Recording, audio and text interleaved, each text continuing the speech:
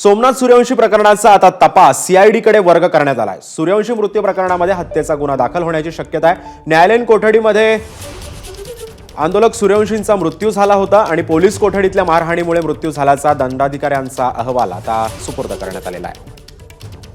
या संदर्भात अधिक माहिती देतात आमचे प्रतिनिधी कृष्णा केंडे सध्या आपल्या सोबत आहे। कृष्णा, नेमका आता हा सगळ्या प्रकरणाचा आता जो तपास आहे तो आता सीआयडी कडे वर्ग करण्यात आलेला आहे, काय अधिकचे अपडेट्स?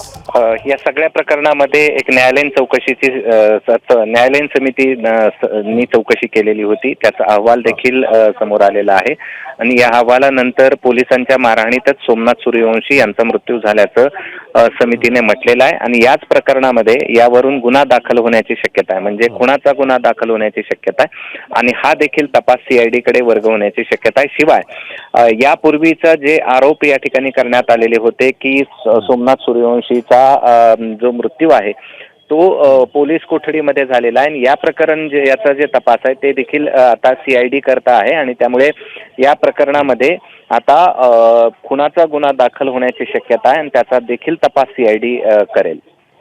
सिद्धेश, नक्कीच धन्यवाद कृष्णा, तू दिलेल्या अधिक माहितीबद्दल। एबीपी माझा, उघडा डोळे बघा नीट।